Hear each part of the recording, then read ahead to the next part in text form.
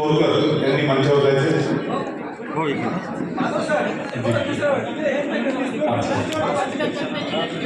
या ठिकाणी प्राध्यापक लक्ष्मण हाके सर यांचं स्वागत होत आहे.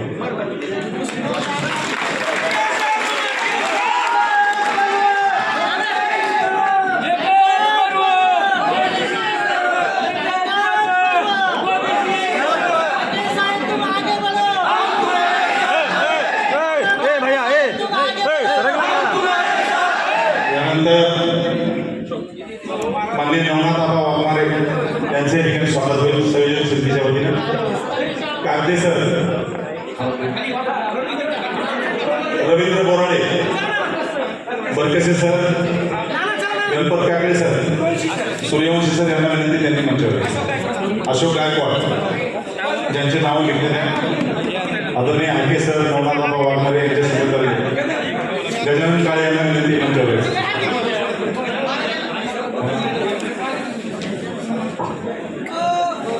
जालिंदर राणा हे सर्व माझी विनंती आहे, ओबीसी समाजातील जे सरपंच या ठिकाणी आलेले, मी जातीचे नाव घेत नाही, आपण ओबीसी आहोत, बरोबर आहे. ओबीसीच्या नावाने टाळी वाजवू. आमच्या या संघर्ष योजनेत आपण स्वागत करूया. ओबीसीचे सरपंच जेवढे इथं आलेले कृपया त्यांनी पुढे यावं. ओबीसीचे सरपंच लमान, बंजारा, धनगर, माळी पैकी जे कोणी आहेत वर या.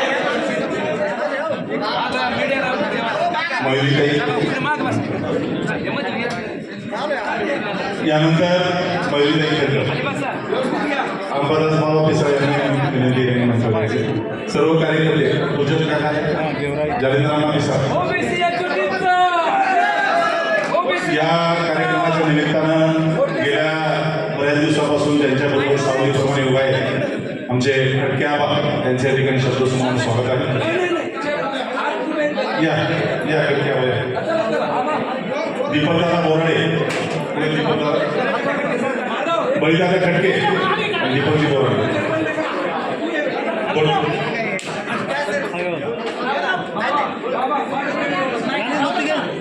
जाऊ द्या चला, ऐका बाकीची या सर्व खरी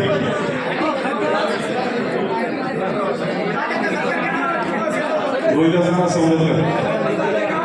सर्व समाज घटकातील जे कार्यकर्ते या ठिकाणी उपस्थित आहेत सर्वांनी स्वागत करावं असं काही नसतं. आपल्याला फक्त त्यांचे विचार ऐकायचे नेहमी महत्त्वाचं आहे. आणि म्हणून ओबीसी आरक्षण बचाव कृती समितीच्या माध्यमातून सर्वांच्या वतीनं त्यांचं स्वागत आहे. एवढ्या सर्व नागरिकांच्या वतीनं आपली आपण सर्वांनी खाली बसून घ्यायचं. बाकी सर्व खाली करा आणि स्टेज खाली करा. खडके दादा स्वागत घ्या.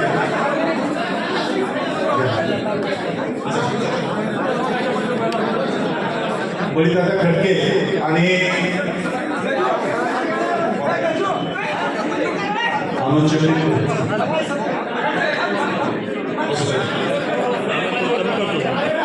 चालत तुमच्या सोबत काय व्हिडिओवाले ते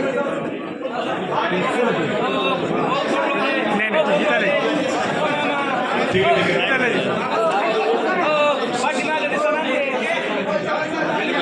बसून घ्या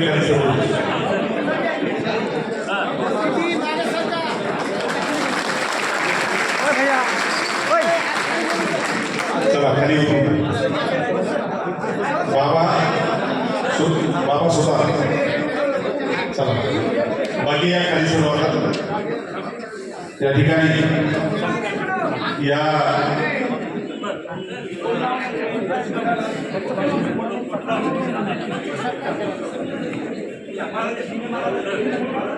आरक्षण मेळाव्याच्या निमित्तानं आपल्या सर्वांना मार्गदर्शन करण्यासाठी ज्यांची उपस्थिती आहे, ज्यांनी या लढा व्यापक स्वरूपामध्ये महाराष्ट्र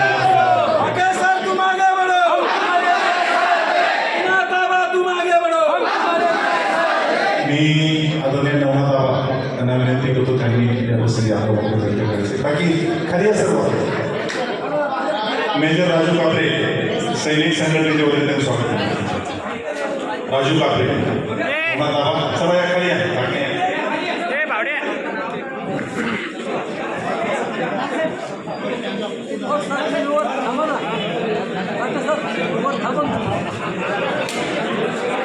ओबीसी आरक्षण बचाव जन आक्रोश यात्रेनिमित्त आज गेवराई शहरामध्ये या मेजर कार्यक्रमाप्रसंगी उपस्थित असलेले वरती जाऊ देऊ नका आता भाषण सुरू झालं प्राध्यापक लक्ष्मणरावजी हाके स्वागत नको घेऊ आता माझ्या आणि आमच्या सोबत असणारे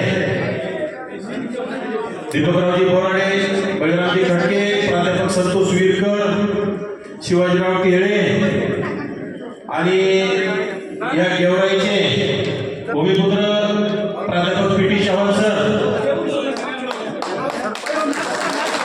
मयुरी खेडकर असतील आणि या ओबीसी दादासाहेब चौधरी, आपले गणेशरावजी कोळेकर महाराज असतील आणि सर्वच आपले आमचे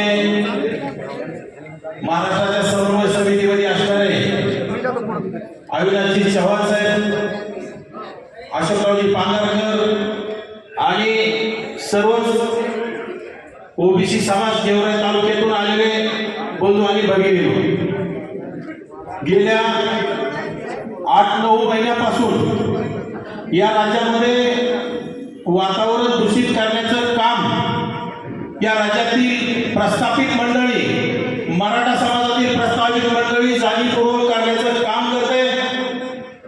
त्यांनी कुठेतरी जरांगे नावाचा व्यक्ती समोर करून सर्वच राजकीय पक्षातील मराठा मंडळीने त्याला रसद पुरवण्याचं काम केलं आणि ओबीसीचा साठी मोठं एक संकट निर्माण करण्याचं काम केलं. बांधवांनो, जरांगेची मागणी काय आहे? असंविधानिक मागणी आहे त्याची. आपली मागणी काय आहे? आपली संविधानिक मागणी आहे. आपली मागणी मुळात आपल्याला जे डॉक्टर बाबासाहेब आंबेडकरांनी 340व्या घटनेतून कलमातून दिलेलं आरक्षण टिकवायचंय. आपल्याला कोणाच्याही ताटातला हिस्सा घेण्याचा आपला प्रयत्न नाही. आपण कुणाच्याही भाकर हिस्सा घेण्याचा प्रयत्न करत नाही आहोत. परंतु जे डॉक्टर बाबासाहेब आंबेडकरांनी आपल्याला हक्काची 27% असणारी भाकर दिली, ती भाकर आपल्याला टिकवण्यासाठी आपण हे झगडण्याचं काम करतोय. गेल्या 8-9 महिन्यामध्ये या राज्यामध्ये ते देशातील प्रमुख नेते नामदार जगन्नाथजी भुजबळ साहेब असतील, त्याच्यासह विजयजी वडेट्टीवार असतील, नामदार पंकजाताई असतील, धनंजयजी मुंडे साहेब असतील, असे अनेक ओबीसीचे नेते आपल्यासाठी सभागृहात असतील आणि व्यासपीठावर जगण्याचं काम करतात. परंतु जे आपली बाजूनी बोलतात त्या नेत्यांना ही प्रस्थापित नेते मंडळी आणि जरांगे नावाचं बांडगुळ हे टार्गेट करण्याचं काम करतात. बांधवांना कुणाला घाबरायची गरज नाही. या राज्यामध्ये आपण 7% पेक्षा जास्त आहोत. आम्हाला सुद्धा अनेक धमक्या येतात, परंतु आम्ही या बांधवाच्या धमक्याला भिक घालत नाही.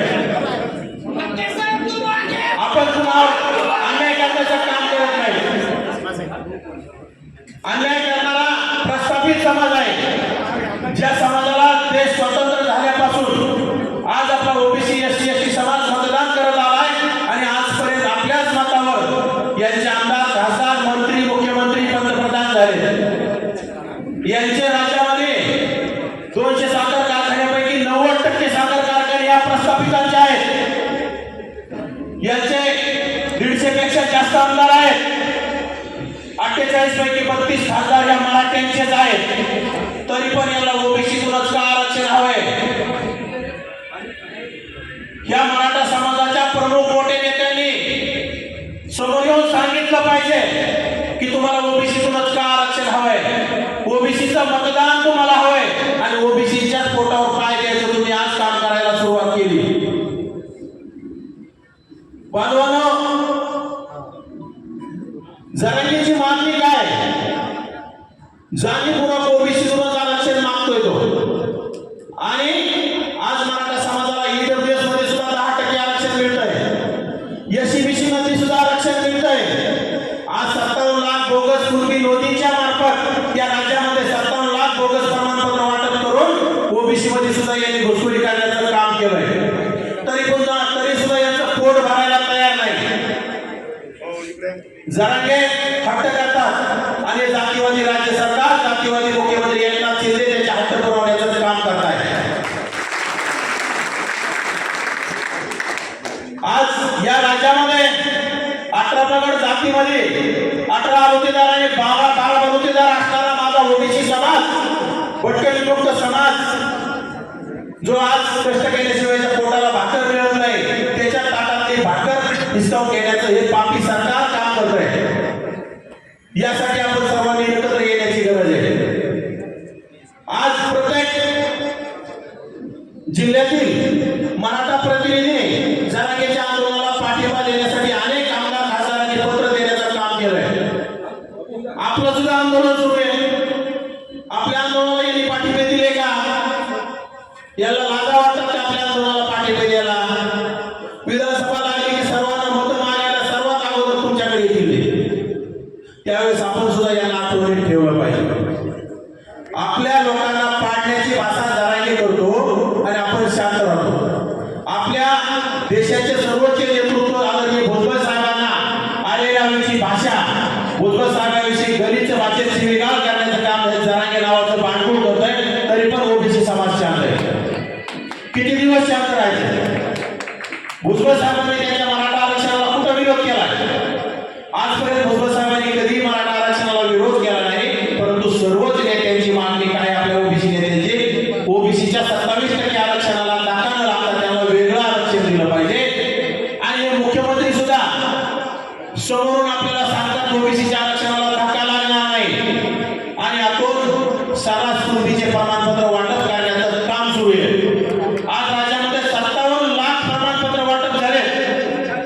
ओबीसीचं आरक्षण 80% पेक्षा धोक्यात गेलंय. स्वतः जरांगे नावाचा माणूस आपल्याला सांगतोय 80% आणि ओबीसी घुसलो, आता राहिले 20%. ते सुद्धा आम्ही लवकरच 20% आम्ही घुसणार आहोत आणि संपूर्ण आम्ही ओबीसी होणार आहोत. राहिला विषय सगळ्या सोयऱ्याचा ते लागू करा म्हणतोय. याला संविधान कळत नाही, याला मंडळाय कळत नाही, याला राजकारण सुद्धा कळत नाही आणि समाजकारण सुद्धा कळत नाही. कुठेतरी या मराठा समाजाच्या प्रस्थापितांनी याला पूर्ण रसद पुरवून काय बोलायचं आणि ओबीसीच्या विरोधात बोलण्यासाठी उभं केलेलं हे भांडवल आहे. आणि आज राज्य सरकार मागेल ते त्याला देण्याचं काम करतंय. जर सगळ्या सोयऱ्यांचं जर अध्यादेश काढण्याचं काम या राज्य सरकारने केलं तर फक्त ओबीसी समाजाचं आरक्षण धोक्यात नाही, माझ्या एससी एसटी बांधवांचं सुद्धा आरक्षण धोक्यात आहे. संपूर्ण आरक्षण धोक्यात येईल. यामध्ये उदाहरण समजा, एखाद्या ब्राह्मण समाजाच्या, उच्चवर्णीय समाजाच्या व्यक्तीनं एससी एसटी समाजातील मुलगी पत्नी म्हणून स्वीकारली तर त्या पूर्ण उच्चवर्णीय समाजाला सुद्धा एससी एसटीचं आरक्षण द्यावं लागेल. जसं की जरांगेच्या म्हणण्यानुसार म्हणजे आरक्षण संपुष्टात आहे. या राज्य सरकारला संविधानाच्या विरोधात काम करायचं आणि संविधानाच्या विरोधात हे राज्य सरकार काम करतंय. या राज्यामध्ये लोकसभेला संविधानाच्या विरोधात काम केलं करणारं सरकार म्हणून लोकांनी भाजपला हद्दपार करण्याचा प्रयत्न केला. परंतु भाजपच नाही तर पूर्ण या राज्यातील मराठा नेते संविधानाच्या विरोधात आहे. आणि याला कुठेतरी आपल्या राज्यात ग्रामपंचायत सदस्य होतात, सरपंच होत आहे, पंचायत समिती सदस्य होत आहे, जिल्हा परिषद सदस्य होत आहे, पंचायत समितीचा सदस्य होत आहे, जिल्हा परिषद सभापती, जिल्हा परिषद अध्यक्ष, नगरसेवक, नगराध्यक्ष, महापौर होते. हे यांना जमत नाही. आज 27% आरक्षणापूर्वीच बरेचसे आपल्यामध्ये घुसखोरी झालेली आहे आणि आता तर आपल्याला ग्रामपंचायत सदस्य सुद्धा होऊ नये असे यांनी तयारी करण्याचं काम केलंय. त्यासाठी बांधवांनो, गेल्या 8-9 महिन्यापासून या राज्यामध्ये अनेक मेळावे झाले. आदरणीय भुजबळ साहेबांच्या नेतृत्वात सर्वच ओबीसी नेत्यांनी मेळावे घेऊन सरकारला जाब विचारण्याचं काम केलं. पण तरी पण सुद्धा त्या जातीवादी राज्य सरकारला आपल्या ओबीसीच्या नेत्यांच्या मागणीकडे दुर्लक्ष करण्याचं काम केलं. अनेक आंदोलन आम्ही सुद्धा केले, त्यामध्ये मोर्चे असतील, मेळावे असतील. परंतु राज्य सरकारचं कुठेतरी एकतर्फी विषय चालला होता आणि नंतर आम्हाला कुठेतरी वाटलं की जरांगे उपोषण करताय काय आणि दुसऱ्या तिसऱ्या दिवशी जे राज्य सरकार त्याच्यापुढं रेड कार्पेट टाकून लोटांगण घेण्याचं काम करत आहे काय. अनेक मंत्री त्याच्यापुढे लोटांगण घेण्याचं काम करताय. निवृत्त न्यायाधीश त्या जरांगेला सर करताय.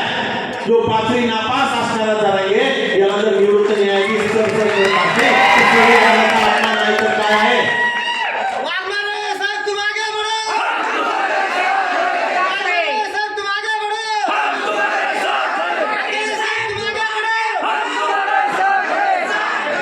नंतर आमच्या लक्षात आलं जशाच तसं उत्तर आपल्याला द्यावं लागलं.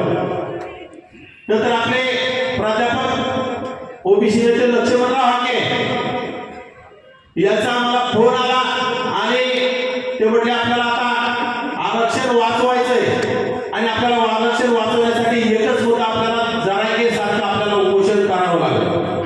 त्यासाठी आपल्याला वडीगोद्री किंवा अंतरवाली सराटीत उपोषण करायचंय आणि त्यासाठी तुमच्या अंबड तालुक्याची 7 हवी, घनसावंगी तालुक्याची 7 हवी, जालना जिल्ह्याची आम्हाला 7 हवी. आदरणीय हाके सरांना एका शब्दात मी सांगितलं सर 7 नाही, मी तुमच्या सोबत उपोषणाला बसतोय आणि आम्ही सुद्धा अनेक मोर्चे काढले, आंदोलन केले, पण आमच्याकडे सुद्धा राज्य सरकार लक्ष देत नाही. त्यामुळे आम्ही तुमच्या मागणीला सहमत आहोत आणि मी सुद्धा तुमच्या सोबत उपोषणाला बसतोय. आमचे दीपकराव बोराडे असतील, बळीदादा खडके असतील यांनी पूर्ण असं नियोजन 1 दिवसात काढण्याचं काम केलं. कुठलाही नियोजन नाही, आपल्याला कुठलीही रसद नाही. जरांगेला या राज्यातील आमदार खासदार पूर्ण रसद पुरवण्याचं काम करतात. त्यांच्या आंदोलनाकडे गर्दी करण्यासाठी या राज्यातील प्रत्येक तालुक्यातून गाड्या भरून देण्याचं काम हे प्रस्थापित नेते मंडळी, आमदार खासदार मंडळी करतात. आपण गरीब समाजातील आहोत, आपण कष्टकरी समाजातील आहोत, आपण मेंढपाळातील आहोत, आपण ऊसतोड कामगारातील आहोत. आपल्याला कोण पैसे देणारे, आपल्याला कोण गाड्या देणारे. परंतु नक्कीच मी तुमच्या बीड जिल्ह्याचा आभारी आहे आणि बीड जिल्ह्याचा कुटुंब आहे. बीड जिल्ह्याने आमच्या आंदोलनाला दुसऱ्या का तिसऱ्या दिवशीच गाड्या पाठवून देण्याचं काम सुरू केलं आणि नंतर मीडियाने याची दखल घेतली आणि राज्यभरातून वाढता पाठिंबा आणि वाढता गाड्या आमच्या उपोषणाला येऊ लागल्या. बंधूंनो, अनेक उपोषण झाले. अनेक ठिकाणी आपल्या ओबीसी बांधवांनी ओबीसी आरक्षणासाठी, धनगर बांधवांनी एसटी आरक्षणासाठी उपोषण केले, पण या राज्य सरकारने लक्ष दिलं आणि आपला सुद्धा पाठिंबा नसल्यामुळे ते आंदोलन गुंडाळण्यात आले. परंतु नक्कीच आपल्या ओबीसी बांधवांच्या पाठिंब्यामुळे आमच्या आंदोलनाला यश आलं आणि राज्य सरकारला कुठेतरी दखल घ्यावी लागली. आपलं आंदोलन संपलेलं नाही, आपल्या मागण्या पूर्ण झालेल्या नाहीत, परंतु आपले नेते आदरणीय छगनरावजी भुजबळ साहेब यांना त्या राज्याच्या मुख्यमंत्री आणि शिष्टमंडळ आम्हाला भेटायला आल्याच्या नंतर शिष्टमंडळाने आम्हाला सांगितलं की आम्ही राज्यामध्ये अध्यादेश सगळ्या सोयऱ्यांचा जो अध्यादेश आहे तो लागू करणार नाही, तो लागूच करता येणार नाही.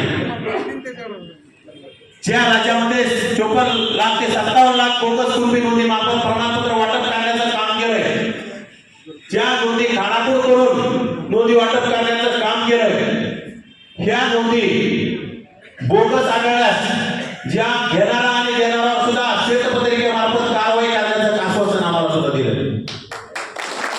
परंतु राज्य सरकार लबाडच आहे, जातीवाद्याचं आहे, त्याच्यावर आपला भरोसा नाही. त्यामुळेच आपण हे ओबीसी आरक्षण बचाव जन आक्रोश यात्रा सुरू केली. सुरुवातीला आपण अभिवादन यात्रा सुरू केली. आम्ही हॉस्पिटलमधून आम्हाला डिस्चार्ज मिळाल्याच्या नंतर आपण आपल्या महापुरुषांना तो आमचा असं काही केलं नाही. जरांगेच्या मी बीडच्या शांतता रॅलीचे बॅनर पाहिले. जरांगेला आंदोलन घटनेतून पाहिजे, जरांगेला आंदोलन आरक्षण संविधानातून पाहिजे, परंतु त्या घटनाकाराचा सुद्धा फोटो टाकायला त्या लोकांना लाज वाटते. मी बीडमध्ये हजारो बॅनर जरांगेच्या शांतता रॅलीच्या स्वागताचे लागलेले बघितले. त्यामध्ये फक्त माझी जाऊ छत्रपती शिवराय, छत्रपती शंभूराजे यांच्या व्यतिरिक्त कोणाचाही फोटो नाही. म्हणजे मराठ्यांना फक्त 3च फोटो लागतात का? शाहू महाराजांचा सुद्धा फोटो चालत नाही. महात्मा फुले आहे, अहिल्यादेवी होळकर आहे आणि घटनाकार महत्वाचा विशेषतः घटनाकार डॉक्टर बाबासाहेब आंबेडकरांचा तरी फोटो टाकायला पाहिजे. बाकी महापुरुषांचा नाही टाकलं आपण समजून घेऊ. तुम्ही संविधानातून घटनेतून आरक्षण मागता आणि ज्या माणसाने घटना दिली संविधान दिलंय त्याचा सुद्धा फोटो टाकायला तुम्हाला लाज वाटते, याचा आम्हाला खेद वाटतो. बांधवांनो, अनेक दिवसापासून यांचा सर्वच पक्षातील मराठा नेत्यांचा आपलं आरक्षण संपवण्याचा घाट सुरू आहे. गेल्या 2020 पासून आपलं स्थानिक स्वराज्य संस्थेमध्ये सुद्धा यांनी आरक्षण घातलंय. 2020 पासून 2-2.5 वर्ष झाले आपल्या जिल्हा परिषद, पंचायत समिती आणि महानगरपालिकेच्या निवडणुका होत नाहीत. कुठंतरी आपले प्रतिनिधी त्या सभागृहात जात होते. हे ज्याला पोटात फुटण्याचं काम होत होतं म्हणून यांनी त्यामध्ये सुद्धा पाय टाकण्याचं काम केलं. आज मागील काही 1 वर्षापूर्वी राज्यामध्ये नगरपंचायती, काही नगरपालिका, काही ग्रामपंचायत झाल्या. यामध्ये ओबीसीना आरक्षणाविना मुकावं लागलं आणि ओबीसीना प्रतिनिधित्व मिळालं नाही. तरी पण आपण शांत, परंतु आता शांत राहायची वेळ राहिलेली नाही. आपण शांत राहिलो ते आपल्याला राज्यात सुद्धा राहून देणार नाही. अशी परिस्थिती नक्कीच हे मराठी करतील. त्यामुळे मराठ्यांचं एकट्याचं काही राज्य नाही. या राज्यामध्ये आपण 60% ओबीसी आणि 20% जास्त SC ST आपण सगळे भटके विमुक्त मिळून आहोत. म्हणजे 80% समूहाला यांनी चॅलेंज देण्याचं काम सुरू केलंय आणि आपण वेगवेगळ्या 400 जास्त जातीमध्ये विखुरलेले असल्यामुळं आपण यांच्याकडे दुर्लक्ष करण्याचं काम करतो. बांधवांनो, आता आपण जातीत आपल्या भांडण्यापेक्षा आपण एकत्र आलं पाहिजे. आपण हा लढा मोठा केला पाहिजे. आपण हा लढा धनगरांचा नाही, हा लढा माळ्यांचा नाही, हा वंजाऱ्यांचा नाही, हा बंजाऱ्यांचा नाही, हा तेल्याचा नाही, तांबोळ्याचा नाही, सुताराचा नाही, लोहाराचा नाही. हा लढा ओबीसीचा आहे. हा लढा आपण ओबीसी म्हणून पुढे नेटाने चालवला पाहिजे आणि ओबीसी म्हणून एकत्र आलं पाहिजे. जेव्हा तुम्ही ओबीसी म्हणून एकत्र येताल तर याला घरी जाण्यापासून कोणी रोखू शकत नाही. याला पदावरून पाय उतार व्हावं लागलं. आज आपल्या जीवावर निवडून येतात आणि आपल्या विरोधात कारस्थान, आपल्या विरोधात षडयंत्र करण्याचं काम हे मराठा मंडळी करत आहे. चाललंय काय? आपल्या नेत्यांना शिवीगाळ आणि त्यांच्या माणसाला जर आपण थोडं जरी आरेरावीची भाषा बोलली की लगेच आपल्या विरोधात हाणू, मारू, गाड्या फोडू, जाळू ही भाषा वापरण्याचं हे काम करतात. परंतु आता करो या मरोची भूमिका ठेवा आणि लढायला शिका. आम्ही तर उतरलो, परंतु आता आम्हाला तुमची साथ हवी. आम्हाला कुठला स्वार्थ नाही, आम्हाला काही आमदार व्हायचं नाही, आम्हाला खासदारी व्हायचं नाही, परंतु आमच्या समाजाचं आरक्षण, आमच्या समाजाच्या ताटातली भाकर कोणी जर हिसकावून घेत असेल तर ती आम्हाला पाहत नाही. म्हणून आम्ही उतरलेलो आहोत आणि ती आम्ही भाकर हिसकावून घेऊन देणार नाही. त्यासाठी आम्हाला ताकद हवी आहे. त्यासाठी तुमचं आम्हाला पाठबळ हवंय. त्यासाठी तुमचे आशीर्वाद आमच्या पाठीशी हवे आणि नक्कीच येणाऱ्या काळात ते पाठबळ आमच्या पाठीशी राहील, सर्व ओबीसी समाजाच्या पाठीशी राहील. आणि येणाऱ्या काळात तुम्हाला नम्र विनंती आणि नम्रपूर्वक सांगू इच्छितो, प्रत्येक मतदारसंघात आपलाच माणूस निवडून आणण्याचं काम केलं पाहिजे. आज ज्याला आपण निवडून देतो आपल्या ओबीसीच्या पदाधिकाऱ्यांना सुद्धा लाजा वाटल्या पाहिजे. मी सुद्धा पदाधिकारी आहे. मी राष्ट्रवादी काँग्रेस शरद पवार पक्षाचा मराठवाडा अध्यक्ष आहे. मी पक्षाला विचारत नाही, अगोदर मी जात बघतो आणि नंतर पक्ष बघतो. मी शरद पवार साहेबांना सुद्धा विचारलं, साहेब तुम्ही भूमिका स्पष्ट केली पाहिजे, कारण आज 1993-94 ला तुम्ही मुख्यमंत्री असताना या राज्यामध्ये मंडल आयोग लागू झाला आणि या राज्याला कुठेतरी मंडल आयोगाच्या माध्यमातून 27% आरक्षण मिळायला लागलं आणि ते कळायला 10-15 वर्ष गेले आणि आता 10-12 वर्षापासून कळायला लागलं. आज कुठेतरी यांनी षडयंत्र केलं. परंतु पवार साहेबांसारखे ज्येष्ठ नेते शांत आहे. पवार साहेबांनी भूमिका स्पष्ट केली पाहिजे. मी म्हणतो उद्धव ठाकरे साहेबांनी सुद्धा भूमिका स्पष्ट केली पाहिजे. आमचे मत तुम्हाला सर्वांना चालतात. आमची बाजू कोणी घ्यायची? आमची बाजू आम्हीच घ्यायची. नंतर मत सुद्धा आम्ही आमच्यालाच करू ना. आपला फाटका असू द्या, त्याला पक्ष नसू द्या, तालुक्याने ठरवायचं, एकच उभा करायचा आणि आपला निवडून द्यायचा. नाही तर पुन्हा आपल्या आहे तर मला उभं राहायचं, मला उभं राहायचं, मला उभं राहायचं, ह्या भावना पुन्हा आहे आपल्या डोक्यावर बसल्याला. परंतु बांधवांना आपल्याला कळकळीची विनंती आहे, यांच्या आपण भांडत बसण्यापेक्षा, यांना डोक्यावर घेण्यापेक्षा आपल्या प्रमुख जातीपेक्षा एखादा गरीब समाजातला, छोट्या समूहातला, छोट्या जातीतला उभा करून त्याला आपण निवडून आणण्याचं येणाऱ्या काळात काम करतो आणि त्याच्या हाताला धरून आपण काम करून घेऊ शकतो. याच्या बोटाला सुद्धा धरायचा आपल्याला अधिकार नाही. त्यामुळे आपण आता जागरूक झालं पाहिजे, पेटून उठलं पाहिजे आणि आता ठरवलं पाहिजे. जे जे तुमच्या मतदारसंघात मला चांगलं माहिती आहे, पंडित झालं की पवार झालं की पंडित, यांच्या व्यतिरिक्त काहीच नाही. किती दिवस आले का पंडित तुमचं आरक्षण वाचवायला? आले का पवार तुमचं आरक्षण वाचवायला? कुठे पवार पंडित? आपण राजे विजय काय नाही, तिथं लोकशाही आहे. डॉक्टर बाबासाहेब आंबेडकरांनी राजे विजय संपले का? त्यामुळे राजे विजय कुणाला घाबरायचं नाही. आपल्या माणसाच्या पाठीशी उभं राहायचं, आपल्या आरक्षणासाठी आपण लढायचं, आपल्या आरक्षणासाठी आपण रस्त्यावर उतरायचं. कुठल्या राजाला घाबरायचं नाही, कुठल्या पवारांना घाबरायचं नाही, का कुठल्या पंडिताला घाबरायचं नाही. आपण त्यांना विरोधच करत नाही, आपण त्यांचं मागतच नाही. आपण फक्त राज्य सरकारला सांगतो आमचं आहे, आमचं आम्हालाच राहिलं पाहिजे. परंतु ते चुकीच्या माणसाला समर्थन करतात. तुमच्या गेवरा तालुक्यात तापेची तापे येते जरांगेच्या सपोर्टला, जरांगेला पाठिंबा देण्यासाठी. हे आपण आठवणीत घेतलं पाहिजे आणि कोण जरांगेला सपोर्ट करतोय ते बारीक लक्ष देऊन बघितलं पाहिजे आणि त्याला घराचा रस्ता दाखवण्याचं काम या गेवराच्या ओबीसी बांधवांनी केलं पाहिजे आणि ते तुम्ही नक्कीच कराल. वेळ कमी आहे, पुढं जायचंय. हाके सर बोलतील.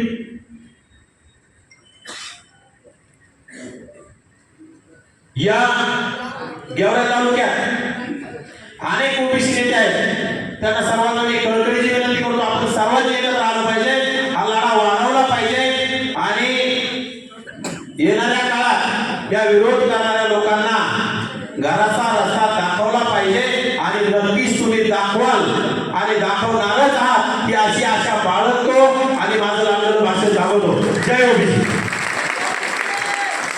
हॅलो, धन्यवाद सर. यानंतर चव्हाण सर 2 मिनिटं बोलतील. चव्हाण सर.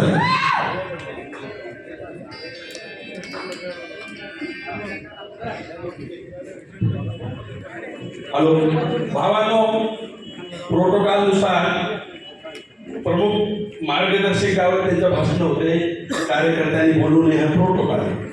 परंतु काही गोष्टीचा खुलासा या ठिकाणी मी करणार आहे, केलं पाहिजे.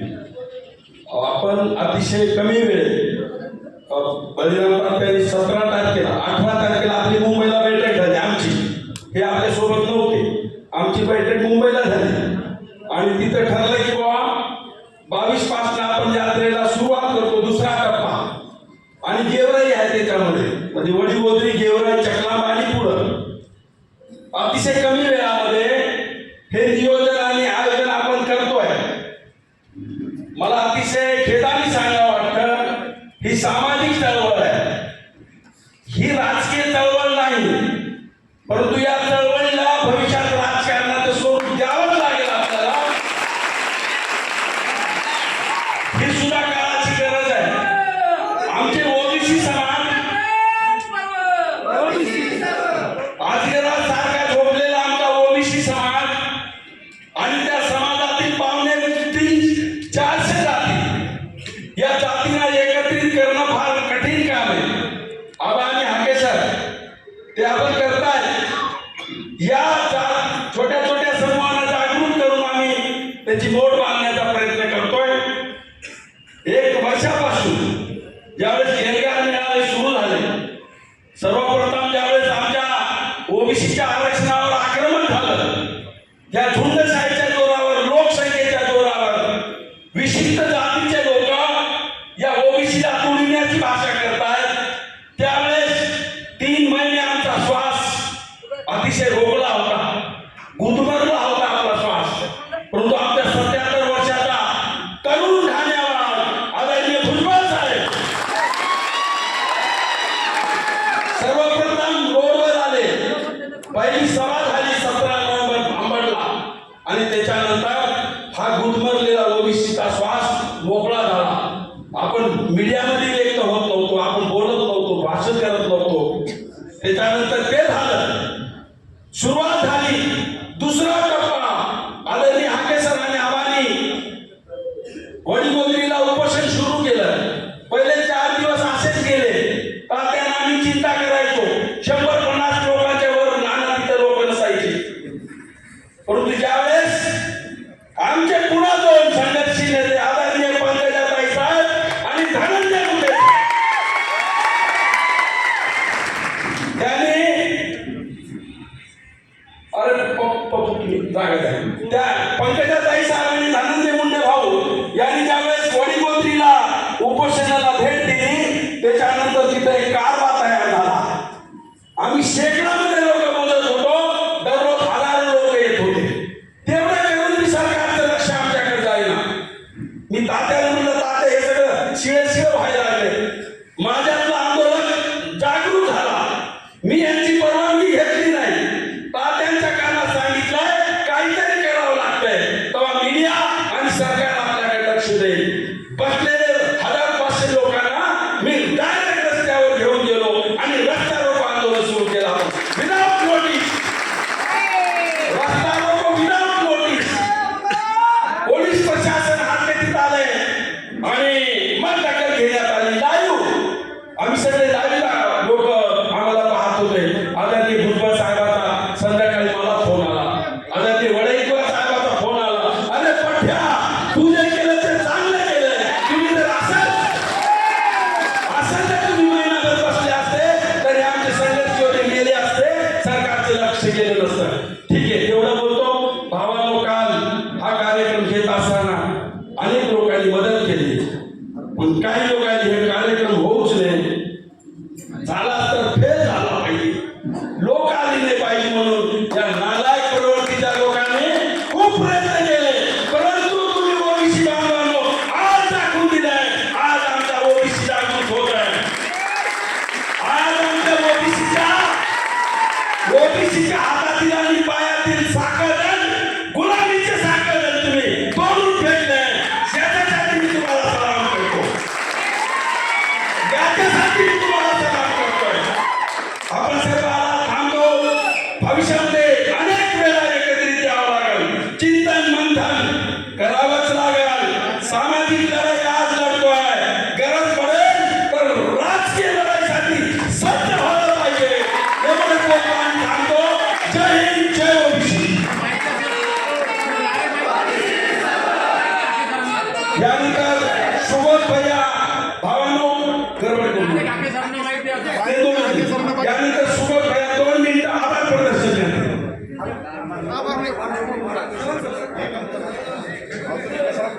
आजच्या कार्यक्रमाचे दोन्ही प्रमुख पाहुणे आदरणीय हाके सर, वाघमारे आबा, त्यानंतर त्यांची महाराष्ट्रातील दौरा नियोजित करणारी कमिटी, गेवराईला हा मेळावा पूर्णपणे यशस्वीपणे घेणारी कमिटी आणि आपण सर्व गेवराई तालुक्यातील नागरिक यांचे मी खूप खूप आभारी आहे. बीड जिल्हा गेवराई तालुका हा गोपीनाथ मुंडे सारख्या वाघाचा तालुका आहे. महाराष्ट्रात कोणी आम्हाला स्वाभिमान शिकवू नये आणि कोणी कोणाला कुठं लाल करायचं हे आमच्या इतकं कोणी जाणत नाही. हाके सर, 1-2 परीक्षेत नापास झाल्याने विद्यार्थी होत नसतो का, आणि एखादी लढाई हरल्याने युद्ध पराजित युद्ध होत नसतो. आम्ही पुढच्या लढाई लागलेलो आहोत. परंतु आपली ही जी लढाई आहे ही स्वाभिमानाची लढाई आहे, अभिमानाची लढाई आहे. पण ही लढाई खुल्या मैदानात होणार आहे, लपून छपून नाही. बरोबर आहे का? आता खुली लढाई ना का लपून छपून? आमच्या ताटातलं, गरिबाच्या ताटातलं राहिलेलं शिळं देखील जर बंगल्यावाल्याच्या नजरेत येत असत तर आम्ही असा संघर्ष करू की महाराष्ट्र याला याद राहील. बीड जिल्हा म्हणजे प्रस्थापितांच्या छाताडावर लाथ मारून 1975ला 450 वर्षांनी सत्ता परिवर्तन करणारा गोपीनाथ मुंडेचा जिल्हा.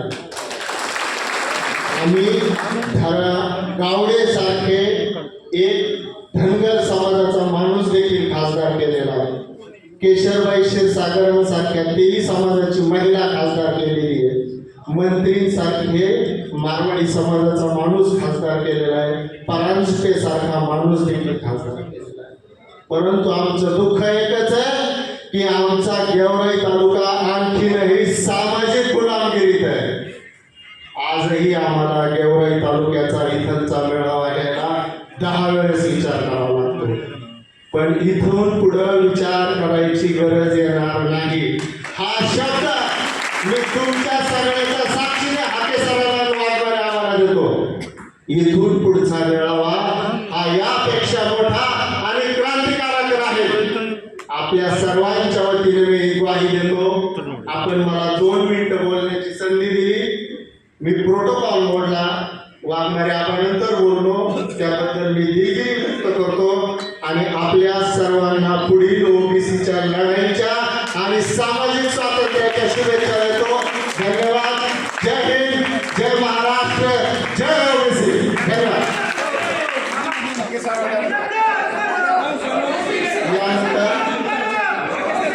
यानंतर प्राध्यापक हाके सर बोलतील.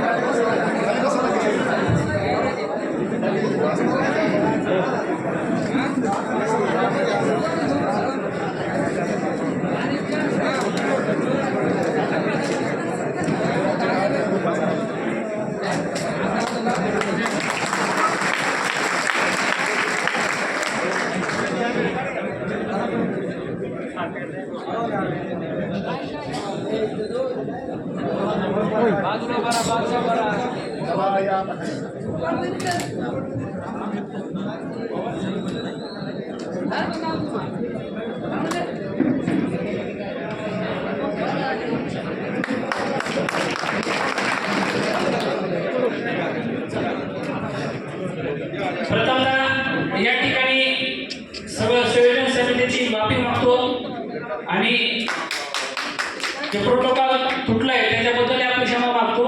परंतु हे महत्वाचं आहे, कारण आम्ही ओबीसी संघटना महाराष्ट्रातील वंचित बहुजन आघाडीचे सर्व श्रद्धेय बाळासाहेब आंबेडकर साहेब यांना भेटून आपल्या लढ्यामध्ये त्यांची ताकद द्यावी आणि आमचा हा लढा जो आमचे 2 बंधू लढा हाती घेऊन चालले त्याच्यात त्यांनी सक्रिय व्हावा यासाठी आम्ही त्यांना विनंती केली आणि 8 दिवसापूर्वी त्यांनी आरक्षण बचाव रॅली ही महाराष्ट्रात चालू करणार आहे आणि त्यानिमित्त 31 तारखेला गेवराईमध्ये आपण महासभा 1 लाखाच्या संख्येने ओबीसी एससी एसटी एकत्र आणून आपल्या बंधूंची ताकद वाढवण्यासाठी या ठिकाणी आपण सभा ठेवलेली आहे. आणि या सभेसाठी आपण सर्वांनी एवढंच नव्हे तर आपल्या तालुक्यातील सर्व ओबीसी नेते पीटी चव्हाण सर असतील, आमचे मार्गदर्शक काकडे सर असतील, फुलचंद बोरकर साहेब असतील, आमचे मित्र गटके साहेब असतील आणि सर्वच ओबीसी संघटनेतील सर्व पदाधिकारी आणि नेते सर्वांना तळमळीची विनंती. राजकारण विरहित मी तुम्हाला बोलतोय, राजकारण कोणी डोक्यात घेऊ नका, परंतु आपल्या लढ्यासाठी श्रद्धेय बाळासाहेब आंबेडकर 31 तारखेला गेवराई शहरामध्ये येत आहेत आणि 4 वाजता आपली मोठी जाहीर सभा आहे आणि त्या सभेमध्ये आपला लढा आपल्याला त्यांना दाखवून द्यायचा आहे. एवढ्यासाठी मी तुम्हाला निमंत्रित करण्यासाठी या व्यासपीठावर बोलतो आणि पुन्हा दिलगिरी व्यक्त करतो. खरोखरच आपला प्रोटोकॉल मी नाही मोडला पाहिजे, परंतु साहेबांचं भाषण झाल्यानंतर तुम्ही तो उभं राहणार नाही, तुम्हाला लोक जाणार नाही, त्याच्यामुळे मी हा आग्रह केला. त्याबद्दल मी आपला समोर मानतो आणि थांबतो. जय हिंद, जय महाराष्ट्र, जय महाराष्ट्र. खाली बाकी सर्व आता खाली बसा सगळं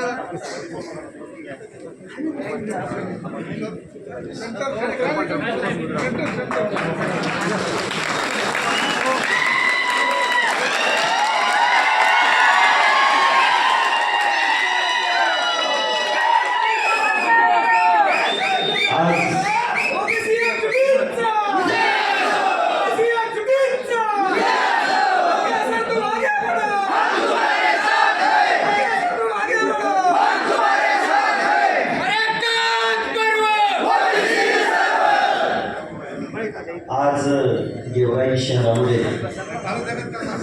तुम्ही जे आमचं हलग्यांच्या निनादामध्ये आपण असं स्वागत केलं, त्या सर्व संयोजकांचं मी प्रथमतः आभार व्यक्त करतो.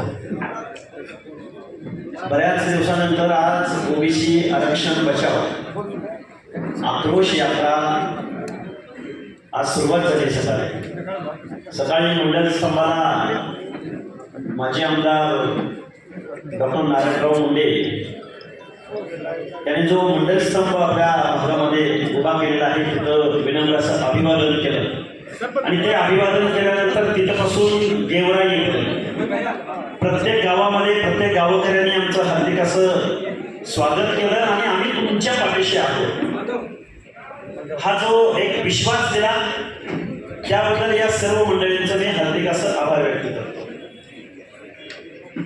ज्यावेळी वडीगोद्री गावामध्ये आंदोलन उपोषणाचं आंदोलन 10 दिवस झालं, आमचे सहकारी नवनाथ आबा आणि आम्ही तिथं बसलो होतो आणि तुम्ही सगळ्या लोकांनी असा उत्स्फूर्त असा सहभाग त्या आंदोलनामध्ये नोंदवला आणि आपल्या या ओबीसीच्या 18 पगड जातींच्या बलत्या लोकांच्या भटक्या विमुक्त जाती जमातींच्या लोकांकडं दुर्लक्ष करणाऱ्या सरकारला सुद्धा जाग आणावी लागली आणि याचं सगळं श्रेय जर कोणाला जात असेल तर इथं उपस्थित असलेल्या सगळ्या कार्यकर्त्यांना नेतेगणांना. मी आता इथं नावं जर घ्यायची म्हटलं तर 100-200 नावं मला घ्यावी लागतील, कारण आपल्या जातीच किती 492 जात आणि सगळे नेते आहेत, सगळ्यांना संधी आहे, सगळ्यांना नेतृत्व हवं आहे. झालं काय 60% लोकसंख्या आपली आणि 60% लोकांना एका हाताच्या बोटावर मोजण्यावर प्रतिनिधित्व नाही. ज्या गावात समजा एखादा आमचा तांडा आहे, आमचा एखादा पाडा आहे, आमची एखादी वस्ती आहे, आमचं एखादं गाव आहे, आमची एखादी वाडी आहे, तर तिथलं नेतृत्व, तिथला देव, तिथला कुलदैवत, तिथली जत्रा कोणाची असते? तुमचीच असते ना. मग गेवराई तालुका कोणाचा आहे? गेवराई तालुका कोणाचा आहे? मग गेवराई तालुक्याचा लोकप्रतिनिधी कोण असला पाहिजे? आजपर्यंत योग्य नाही ओबीसी सांगता करू नये, प्रचंड बहुमताने करायचं आहे. कारण आमच्या हातांड्याची, आमच्या वाडीची, आमच्या वस्तीची जी वेदना आहे. अरे दसरा आणि दिवाळी आली की आमचे सगळे ट्रॅक्टर चालले, कुठं चालले? ही वेळ कुणावर आली? नाहीतर तुम्ही आम्ही म्हणतोय अरे आमचं भोग आहे, आम्हाला भोगायचं आहे, आमचं कष्ट करायचं, आमच्या कोणाचं लग्न झाले मग आता ते कर्ज झाले फेडायचं कोणी. तुम्ही म्हणता ना. गावगाड्यातल्या सगळ्या लोकांना माझी कळकळीची विनंती आहे. महामानव डॉक्टर बाबासाहेब आंबेडकर म्हणायचे मागास कुणाला ठरवलं जातं? मागास ज्या घरामधली महिला चाऱ्याच्या आणि सरपणाच्या शोधात घर सोडून घरापासून अनेक मैल दूर जाते, ते घर कधी सुधारलेलं असू शकत नाही. डॉक्टर बाबासाहेब आंबेडकरांनी जे महिलांविषयीचे जे कायदे केले, बाबासाहेब आंबेडकर कायदे मंत्रिपदी असताना कायदे केले. बाबासाहेबांनी फक्त संविधान नाही दिलं, बाबासाहेबांनी तुमच्या आमच्या मताला, तुमच्या आमच्या अधिकारांना गावगाड्यातल्या शेवटच्या घटकाचा सुद्धा विचार केला. ही ओबीसीची लढाई आहे ना, काहीतरी वेगळं बोलावं म्हणून मी तुमच्या समोर बोलतोय, कारण रोज तेच बोलतो. तुम्ही आम्ही सगळ्या माणसांनी इथून बाहेर जात असताना कॉन्फिडन्स आला पाहिजे आपल्या मनावर. आमचे हक्क म्हणजे काय, आमचे अधिकार म्हणजे काय, आम्ही आहोत कुठं, आमचे लेकरबाळ काय करतात, आमचा व्यवसाय काय आहे, आम्ही गावगाड्यामध्ये या कायद्याच्या सभागृहामध्ये आमचं लोकप्रतिनिधित्व तिथं गेलं पाहिजे. गावगाड्यामध्ये कशासाठी बांधतो तुम्ही आम्ही? देवखाते साहेब कशासाठी बांधतो? वाघमोडे साहेब कशासाठी बांधतो? खेडकर साहेब कशासाठी बांधतो? पंचायतीसाठी. तुम्ही आम्ही कशासाठी बांधतो? तुम्ही आम्ही बांधतो चव्हाण साहेब पंचायतीसाठी बांधतो, जिल्हा परिषदेसाठी बांधतो. नाही, तुम्ही आम्ही 2 पावलं मागं आलं पाहिजे. तुम्ही आम्ही 2 पावलं गावगाड्यातल्या छोट्या घटकांना विश्वास दिला पाहिजे. इथल्या व्यवस्थेला पर्याय उपलब्ध करून दिला गेला पाहिजे. विधानसभेची आणि लोकसभेची निवडणूक आली, विधानसभेची निवडणूक आली, एक तर पवार नाही तर पंडित, मी नाव घेऊन बोलतोय, समजावं तुम्हाला म्हणून बोलतोय का? निश्चित निश्चित निश्चित निवडणुका डोळ्यासमोर आल्या की यांचा ओबीसी सेल जागा होतो. काय होतो? ओबीसी सेल जागा होतो. आणि ह्या ओबीसी सेलला निवडणुका आल्या की त्याच्या गळ्यात एक दस्ती आणि त्याला एखादी भाड्याची गाडी. निवडणुका संपल्या की तो सेल कुठे जातो, काय होतं त्या सेलचं आम्हाला कळत नाही. पण असं माफी मागतो का कारण शेवटी सेल मला आपलाच विचार आहे. काहीतरी धडपडतोय, काहीतरी करतोय, त्याला मी मान दिला पाहिजे, त्याला पण काही नाराज करून नाही चालणार. पण राजकारणामध्ये प्रतिनिधित्व द्यायची वेळ येते, राजकारणामध्ये निर्णय प्रक्रियेमध्ये तुम्हाला स्थान द्यायची वेळ येते, त्यावेळी ओबीसी सेलचं प्रमुख तुम्हाला मला केलं जातं, म्हणजे दुय्यम म्हणून तुम्हाला मला दिलं जातं. आणि आमदार व्हायची वेळ येते, तुम्ही म्हणाल सर तुम्ही आरक्षणाची लढाई लढताय त्या राजकारणावर बोलताय. होय, मी राजकारणावर बोलतोय. टीपी सर, राजकारण आणि समाजकारण याच्यामध्ये पुसटशी सुद्धा सीमारेषा नाही, मी तर मानत नाही. माझे महात्मा ज्योतिराव फुले सामाजिक कार्यकर्ते होते ना, डॉक्टर बाबासाहेब आंबेडकर सामाजिक परिवर्तन घडवणारा महामानव होते ना. पण कायदे मंत्री पदावर जावं लागलं. कायदे मंत्री पदावर गेल्यानंतर तुमच्यासाठी कायदा लिहावा लागला. घटना समितीचं, मसुदा समितीचं अध्यक्ष व्हावं लागलं. तुमच्या हक्क अधिकाराची लढाई त्यांना लढावी लागली. आणि मग सकाळी आम्ही मंडळ संभाला अभिवादन केल्यानंतर मनामध्ये काही प्रश्न आले. 1993-94 वॉटरशेड मुवमेंट, 93-94 म्हणजे ओबीसीच्या आयुष्यामधली, आता पगड जातीच्या आयुष्यामधली ते स्वातंत्र्य तुम्हाला मला होतं. कारण तुमच्या हक्क अधिकारावरती मुहर उमटवणारा पंतप्रधान विश्वनाथ प्रताप सिंग नावाच्या माणसाने तुम्ही या गोष्टी समजून घेतल्या पाहिजे. आपलं कोण, वर्ग कोण, आपल्या हक्क अधिकाराची लढाई कोणती, आपला पक्ष कोणता, आपल्याला प्रतिनिधित्व देणारा, आपल्याला लढण्यासाठी संधी देणारा, आणि नुसती संधी देऊन नाही, संधी दिली आणि पराभूत करण्यासाठी प्लॅन करणारा पक्ष नको आहे आपल्याला. आपल्याला संधी दिली पाहिजे आणि त्याला निवडून आणण्याची जबाबदारी सुद्धा दिली पाहिजे. तुम्हाला फक्त मत द्यायला सांगितलंय. काय आहे आमची लढाई? आमची लढाई म्हणजे आपली लढाई काय आहे? आमचे हक्क अधिकार टिकले पाहिजे, आमचं ओबीसीचं आरक्षण टिकलं पाहिजे. आज पंचायत राजमध्ये 56,000 जागा आहेत. त्या 56,000 जागा गेल्या 3 वर्षापासून इथं निवडणुका होत नाहीत. काही नगरपालिकांचा कालावधी 5 वर्षाचा आहे, तो 5 वर्ष सुद्धा ओलांडून गेले, निवडणुका होत नाहीत. कारण ओबीसीचं आरक्षण कोर्टामध्ये गेली 3 वर्ष झालं, इथलं न्यायालय हेरिंग घेत नाही, सुनावणी घेत नाही. आणि आमचं लोकनियुक्त सरकार त्यांना विनंती करत नाही की तुम्ही सुनावणी घ्या, कारण आम्हाला निवडणुका घ्यायच्या आहेत.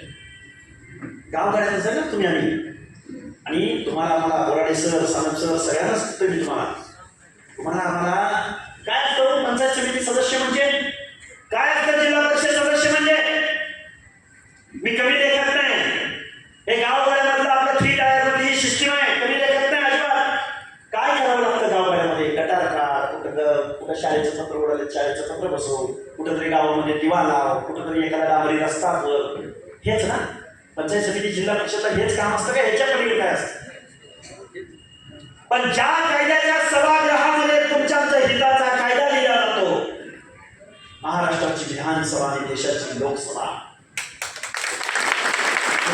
तुमच्या प्रतिनिधित्व पोहोचत नाही.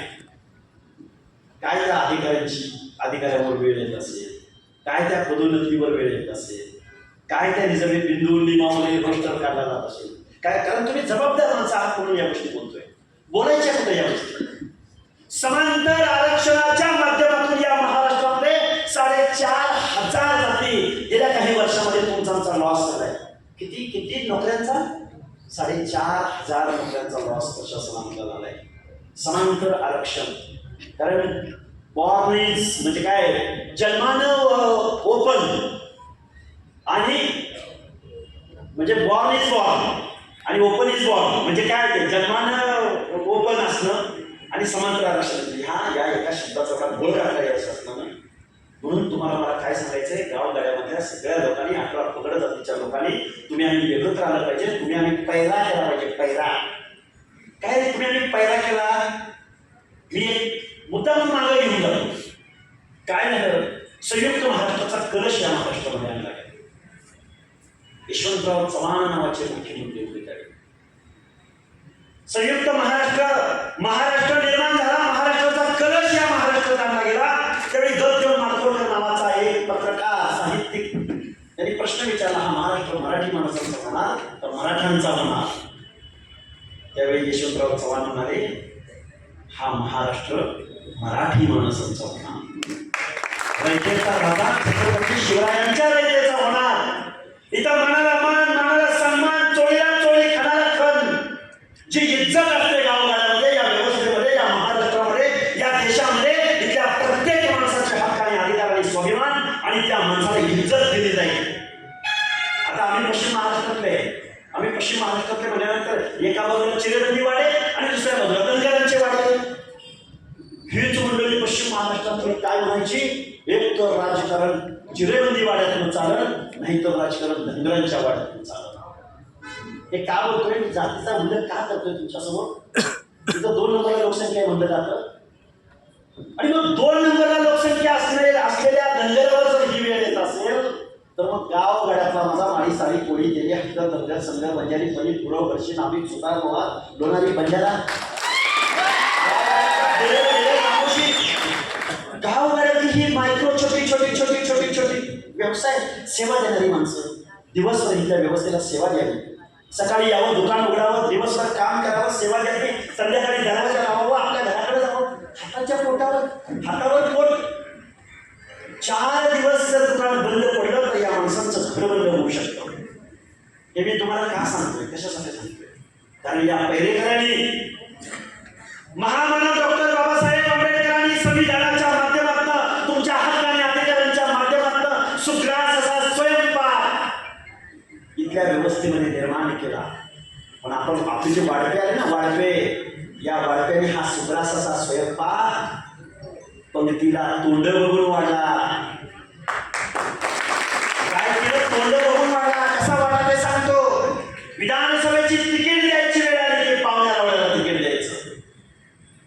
एखादा कारखान्याचं आयएम काय लेटर ऑफ इंटेंट द्यायची वेळ आली की पाहुण्याला वळायला तिकीट द्यायचं किंवा तो कारखाना द्यायचा. एखाद्या शिक्षण संस्थेची परवानगी द्यायची असली तर पाहुण्याला वळायला द्यायची. म्हणजे निवडणुका जिंकण्याचं तंत्र इथल्या लोकांनी आत्मसात केलं. अरे सारा समुद्रापलीकडून आलेल्या इंग्रजांनी दर 10 वर्षात तुमची जातनिहाय जनगणना केली आणि तो 1932चा डेटा आजपर्यंत तुम्ही आम्ही वापरत आहोत. तुमच्या आमच्या ओबीसीच्या संघटनांची काय मागणी असते व येऊन जाऊन आमची जातनिहाय जनगणना करा, आमची जातनिहाय जनगणना करा. आपण मागणी करतो पण का करा, कशासाठी करा? कारण या गावगाड्यामध्ये तुम्ही आम्ही किती संख्येनं आहोत, कुणाच्या समस्या काय आहेत, या गावगाड्यामधल्या एखाद्या गावगाड्यामधल्या पावघ्याची कुटुंब या माझ्या महाराष्ट्रामध्ये किती आहेत हे जोपर्यंत आम्हाला कळत नाही तोपर्यंत आम्ही त्याला धडकून उपलब्ध करून देणार.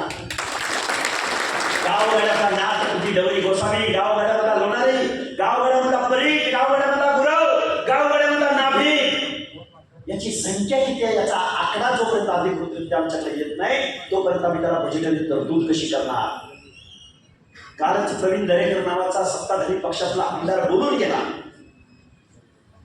परत जबाबदारीने कान खोलून सगळं लिहायचा. काय म्हणाले प्रवीण दरेकर काल?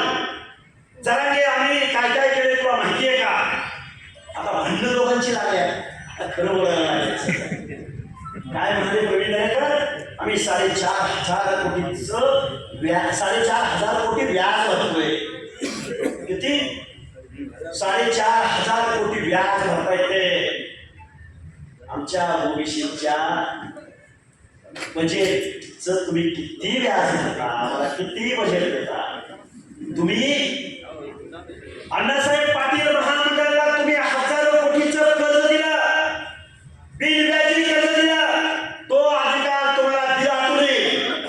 कारण या महाराष्ट्रामधल्या लोकनियुक्त सरकार, मुख्यमंत्री महोदय, अरे आर्थिक बेसमध्ये तुम्ही कसं काय एका कम्युनिटीला एवढी योजना, एवढी खैरात वाटता? जे सामाजिक दृष्ट्या मागास आहे त्या महाराष्ट्रातल्या 50 ते 60% लोकांना तुम्ही पुन्हा 1% सुद्धा बजेटरी तरतूद करत नाही. लाज वाटते ओबीसी म्हणून घ्यायचे, कारण या 50 ते 60% ओबीसींचं एकाही जिल्ह्याच्या ठिकाणी वसतिगृह नाही. तुमची पोरं शिकली नाही पाहिजे, तुमच्या महाज्योतीला निधी नाही मिळाला पाहिजे, तुमच्यातल्या पोरांना तिकीट नाही मिळाली पाहिजे, तुमच्यातली माणसं आमदार खासदार नाही झाली पाहिजे. स्वर्गीय गोपीनाथराव मुंडे यांचा पहिल्या कारखान्याला परवानगी मिळायला अटल बिहारी वाजपेयीला शपथ घ्यावी लागली. हे कामगारांमध्येच दिले तुम्हाला, कारण राजसत्ता ही अंतिम असते. त्यामुळे साहेब नुसतं समाजकारण करून नाही चालणार, तुम्हाला मला राजकारणात जावं लागेल, राजसत्तेत जावं लागेल.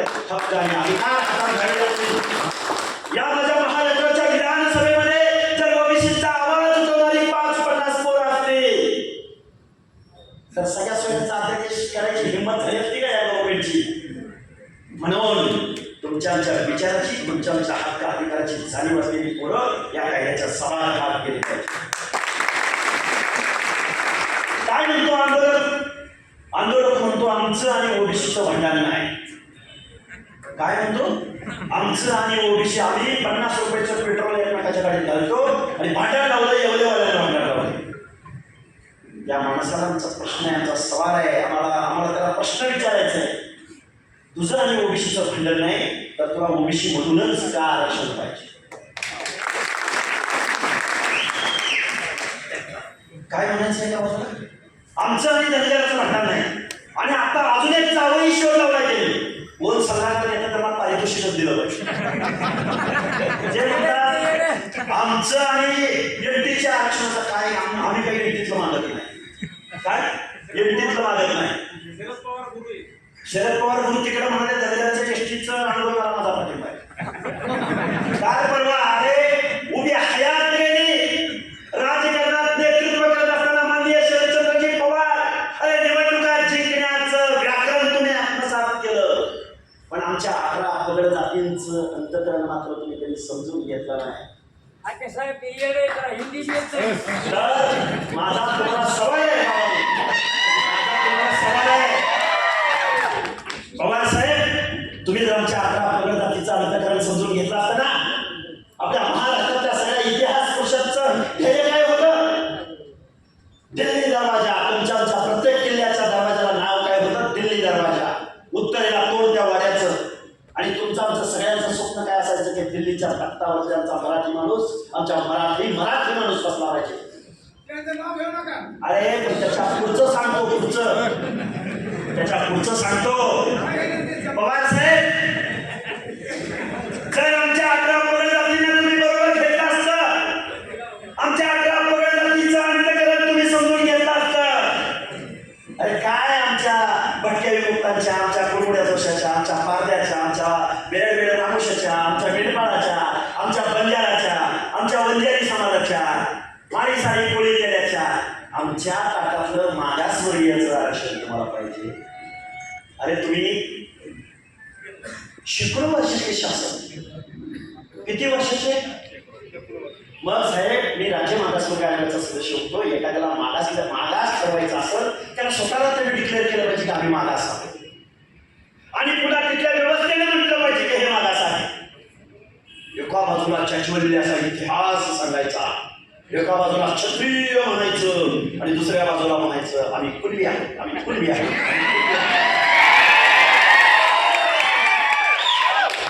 कुणब्याच्या नावाखाली ओबीसी मध्ये यायचं हे कधीच म्हणत नाही. एक कुणबी लाख कुणबी, हे काय म्हणतात? एक मराठा लाख मराठा. काय म्हणतात? एक मराठा लाख मराठा. अरे म्हणा ना, एक कुणबी लाख कुणबी. तुम्हाला कुणब्याचं पाहिजे ना? तुम्हाला कुणबी या नावाचा असा सुख तुम्ही पकडले आणि त्या सुखावरनं तुम्ही वर चालाय. म्हणा ना कधीतरी एक कुणबी लाख कुणबी म्हणा. अरे जो शोषित आहे, जो वंचित आहे, जो गावगाड्यातला शारीरिक श्रमाचं काम करणारा मेंढपाळ आहे, जो गावगाड्यामधला ऊसतोड करणारा मजूर आहे, जो पुण्या मुंबई औरंगाबाद संभाजीनगर, तर या शहरामध्ये बांधकाम मजूर म्हणून त्याच्या लेकरा बाळाच्या तोंडामध्ये माती जाते, छोट्या बाळांच्या. तुम्हाला मला कधी या गोष्टीची चीड येणार आहे का नाही या व्यवस्थेच्या विरोधामध्ये? कारखाने बंद पडले की 1000 कोटीची खैरात तुम्ही वाटता. हा महाराष्ट्र आता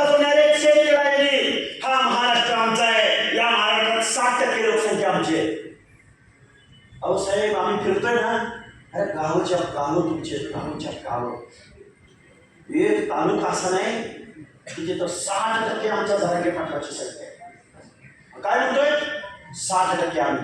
काय झालं माहितीये का, या मागच्या लोकसभेच्या निवडणुका झाल्या. लोकसभा निवडणुकीमध्ये काय झालं, लोकसभा निवडणुकीमध्ये आमच्या आंबेडकरी जनतेनं, दलित जनतेनं दिला भाजपच्या विरोधामध्ये. आमच्या संविधान वाचवण्यासाठी आमच्या मुस्लिम बांधवांनी दिला तो मान्य आहे. संविधान कुणामुळे धोक्यात आहे या बांधवांना समजावून सांगण्याची आवश्यकता आहे. अॅट्रॉसिटी कायदा रद्द झाला पाहिजे ही मागणी कुणाची आहे, आमच्या आंबेडकरी जनतेला समजावून सांगितलं पाहिजे. आमच्या आरक्षणाचं संरक्षण देणारा आमचा महामानव डॉक्टर बाबासाहेब आंबेडकर आहे. आणि तुम्ही आम्ही सुद्धा ओबीसी जनतेने सुद्धा या महामानवाचा विचार समजून घेतला पाहिजे. आपल्या या आरक्षणाचं संरक्षण आजपर्यंत दलित चळवळीनं केलंय हे मोठ्या मनानं सांगायला आम्हाला कुठेही वाईट वाटणार नाही. पण आपली कुठेतरी युती झाली पाहिजे, आपली एकी झाली पाहिजे. काय आहे सगळ्या सोयऱ्याचा आदेश, काय आहे सगळ्या सोयऱ्याचा आदेश, सगळे म्हणजे सख्खे.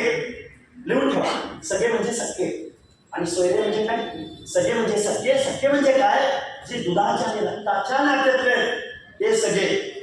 ठीक आहे ना. आमचं आदिवासींचं कास्ट सर्टिफिकेट इश्यू होतं किंवा आमच्या एससीचं कास्ट सर्टिफिकेट इश्यू होतं, त्यावेळी सगळ्याचा विचार केला जातो, पितृसत्ताक पद्धती आहे. पण सोयरे ही भानगड कुठं नाही. सोयरे आमच्यातल्या जर एखाद्या भगिनीनं किंवा आमच्यातल्या एखाद्या बंधूनं जर उच्चवर्णीय ब्राह्मण जैन मारवाडी कम्युनिटीतल्या एखाद्या मुलाबरोबर लग्न केलं असेल तर त्या सोयऱ्यांना तुम्ही सगळे आरक्षण द्या. हे संविधानाला अपेक्षित आहे का? म्हणजे हे आरक्षण संपवण्याचा घाट या माझ्या महाराष्ट्रामध्ये घातला जातोय आणि पुढे शाहू आंबेडकरांच्या महाराष्ट्रात घातला जातोय. म्हणून तुम्हाला मला एक व्हावं लागेल, गावगाड्यातल्या 11 पगड जातीच्या लोकांना एकत्र यावं लागेल. आणि साहेब माणसं उपाय देतं, एक माणूस म्हणजे हजारो लोकांची ताकद वाढवणारा माणूस. काय का अभ्यास असल्यामुळे प्राध्यापक असल्यामुळे खूप उदाहरण सांगता येतात. काय ते स्वामी विवेकानंद म्हणायचे, मला 100 करून जर माझ्या विचाराची बरोबर तयार करण्यात सक्षम झालो तर या देशामध्ये परिवर्तन घडवून टाकणे, जगामध्ये परिवर्तन घडवून टाकणे असं बोलायचे. आणि शेकडो माणसं आहे गावगाड्यामध्ये फक्त एकच घोषणा द्यायची, आपला कोण सरका कोण याचं ऑडिट करायचं. या गावगाड्यामधला रेल्वेचा राजा छत्रपती शिवाजी महाराज, पुण्यश्लोक काहीनादेवी होळकर, महामानव डॉक्टर बाबासाहेब आंबेडकर, साहित्यरत्न अण्णाभाऊ साठे, संत सेवालाल, संत भगवान बाबा, जगनाडे महाराज, मी का नावं घेतोय, संत बसवेश्वर, महात्मा ज्योतिराव फुले, सावित्रीबाई. आपल्या हातामध्ये मोबाईल आहे. तरुण बांधवांना माझी विनंती आहे, अरे या मोबाईलचा उपयोग फक्त गाणी आणि डान्स करण्यासाठी करू नका. हे महामानव, अरे एका क्लिकवरती सगळी माहिती तुम्हाला अवेलेबल. कुणाला काय म्हणायचं होतं, एकदा ही सवय लावून घ्या. कारण तुमची आमची लढाई आत्ता सुरू झाली. कधी सुरू झाली? आत्ता सुरू झाली. अरे स्वर्गीय गोपीनाथराव मुंडे जन्माला यावं लागेल. का म्हणतो मी असं? परत तिथल्या ओबीसीने कान खोलून मला काहीतरी अभिनेषण बोलायचं आहे, कुणाला तर खुश करणं आहे. स्वर्गीय गोपीनाथराव मुंडे नावाचा माणूस 2011ला ज्यावेळी जातनिहाय जनगणनेची मागणी दर 10 वर्षांनी जात, इथं सोशल इकॉनॉमिकल सर्वे होतो पण जातनिहाय जनगणना होती, तर त्या संसदेला घेराव घातला गेला होता. लालू प्रसाद यादव होते, उत्तरेतले अनेक ओबीसीचे नेते होते, समीररावजी भुजबळ होते. त्यावेळी गोपीनाथराव मुंडे नावाचा माणूस, भारतीय जनता पार्टीचा राष्ट्रीय नेता असलेला माणूस, लोकसभेमधला नेता असलेला माणूस तिथं जातो, पक्षाला सांगतो, ठामपणाने सांगतो की मला माझ्या ओबीसीच्या हक्कांच्या प्रश्नावर मला पुढे जावं लागेल. त्या संसदेला घेराव घेण्यामध्ये स्वर्गीय गोपीनाथराव मुंडे पुढे होते, कारण माझ्या ओबीसीला न्याय भेटला पाहिजे. ही हिंमत अलीकडच्या कालावधीमध्ये चिरंजीव भुजबळ दाखवतात. आणि मग गावगाड्यामधल्या 11 पगड जाती एकत्रित यायला लागले. मग आमचा आंदोलन म्हणतो धनगर आणि आम्ही भाऊ भाऊ, कारण तुम्ही एकत्र आल्यावर यांचं दुकान बंद होईल ना. फक्त तुम्हाला मला काळजी आहे, तुम्ही आम्ही सगळ्या लोकांनी एकत्रित यायचंय.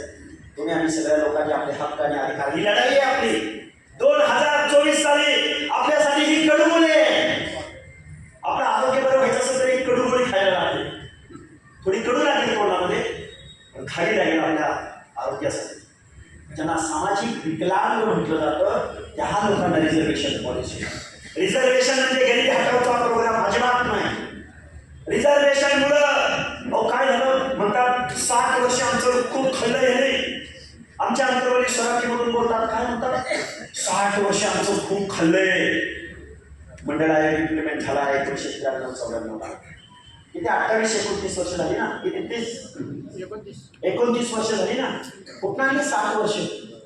आणि आम्हाला ओबीसीना आरक्षण मिळालं, आमच्या विजयंतीच्या लोकांना आरक्षण मिळालं म्हणून किती कारखाने झाले हो तुमच्या 5-50? ओबीसी आरक्षणामुळे 5-50 कारखाने झाले का? किती डीसीसी बँकांचे चेअरमन ओबीसी आरक्षणामुळे झाले? किती 5-50 विधानसभा घेतल्या काय ताब्यात तुम्ही? घेतल्या काय 10-15 लोकसभा ताब्यात? तुमच्या आमची संख्या किती? 60%. कुठेतरी एखादा माणूस कुणीतरी कुठल्या तरी पक्षाला दिलाय. एका बाजूला म्हणायचं आम्ही भाऊ आमचं ओबीसीचं भांडण नाही, त्याच ओबीसीचं नेतृत्व करणाऱ्या माणसांना मात्र रात्रंरात्र दिवस बैठका घेऊन त्यांना पराभूत करण्याचं षडयंत्र, या माणसाचं षडयंत्र. हे लक्षात घ्या. षडयंत्र यांचा जयवंतांचा लढा नाही, यांचा आरक्षणाचा लढा नाही, यांची वर्चस्ववादाची लढाई आहे. कशाची? वर्चस्व. कारखानदारीमध्ये आमचंच वर्चस्व, विधानसभेमध्ये आमचंच वर्चस्व, जिल्ह्याच्या जिल्हा परिषदेमध्ये आमचंच वर्चस्व, गावच्या सरपंच पदात सुद्धा आमचंच वर्चस्व, शिक्षण संस्थांमध्ये आमचंच वर्चस्व, डीसीसी बँका आमच्याच हातात असते. हे षडयंत्र आहे. म्हणून गावगाड्यातल्या सगळ्या लोकांना माझ्या हात जोडून कळकळीची विनंती आहे. गेवराईमध्ये ही ऐतिहासिक सभा आहे. माझी तुम्हाला जाता जाता कळकळीची विनंती आहे. प्रत्येक तालुक्यामधून आम्हाला बोलवलं जात आहे, प्रत्येक जिल्ह्यामधून बोलवलं जात आहे. आम्ही आमदार खासदाराची पोरं निश्चित नाही. तिथं आम्हाला जी छातीचा कोट करून ही जी सगळी मंडळी आम्हाला साथ देते, त्यामुळे तुम्ही जास्त अपेक्षा पण व्यक्त करू नका. कुठं जायला मिळेल, कुठं नाही जायला मिळेल. त्यामुळे माझी तुम्हाला कळकळीची विनंती आहे. आता फक्त 2 नवनाथ आबाबारे असतील, लक्ष्मण आपले असतील, चव्हाण सर असतील, आमचे कोण केळकर साहेब असतील, सानप साहेब असतील, आमचे बोराडे सर असतील, सगळे म्हणजे देवकाते साहेब, आमचे बारवडे सर, हे बघा 10-12 माणसं तयार नाही करून चालणार आपल्याला. या महाराष्ट्रामध्ये कमीत कमी तालुका लेवलला 150 नेते आमचे तयार झाले पाहिजे. नेते असे नाही नेते झाले पाहिजे. या फुले शाहू आंबेडकरांच्या कायद्याच्या सभागृहामध्ये 150 लोक गेली पाहिजे. आता परत पत्रकार बांधव बसल्याच्या मला सांगायचं की तुम्हाला राजकारणावर बोलायला लागला की काय, निवडणुका समोर आल्या की काय. म्हणजे निवडणुका समोर आल्या की हे राजकारण करायचं, समाजकारण करायचं, आरक्षण करायचं, हे सगळं करायचं. आणि ओबीसीची पोरं कुठे तर काहीतरी बोलायला आली की ह्यांचं बी राजकारणाचा अजेंडा दिसतो. अरे आमच्या आता इथं बोलणारे ह्या सभागृहामध्येच 5-50 असे बघते संधी मिळत नाही ना. म्हणून माझी कळकळीची विनंती आहे. पंचायत राजमध्ये 56,000 जागा आहेत, मग विधानसभा आहे, मग लोकसभा आहे. तुम्ही आम्ही फक्त पुढे येऊया, तुमच्या काही अधिकाराची लढाई लढूया. अजून एक सांगतो जाता जाता, एवढ्या सभागृहामध्ये एकच मला महिला भगिनी दिसते. काय म्हणतोय चव्हाण सर? एकच भगिनी इथं उपस्थित आहे. किती टक्के रिझर्वेशन आहे महिलांना? 50% सभागृहात 30%, इथं 50. मग त्या माता भगिनी कुठं आहेत? हे का सांगतोय तुम्हाला? तुम्हाला आम्हाला पुढे आलं पाहिजे, तुम्हाला आम्हाला हक्क अधिकाराची लढाई लढता आली पाहिजे. फुले शाहू आंबेडकर माझी टॅगलाईन आहे, तुम्हाला सांगेन फुले शाहू आंबेडकर परत जन्माला येणार नाही. हे आरक्षण तुम्हाला आम्हाला वाचवावं लागेल, तुम्हाला आम्हाला पुढे यावं लागेल. हक्क आणि अधिकाराची लढाई लढावी लागेल. आणि जे जे आमदार खासदार आहे त्यांना प्रश्न विचारावा लागेल. तुम्ही जरांगे पाटलांना जे लेटर हेवर पाठिंबा दिलाय, आमच्या ओबीसीच्या आरक्षणाला तुम्ही पाठिंबा देणार का नाही? आमदारांना विचारा. ज्याला आमदारकीची स्वप्न पडते त्याला विचारा.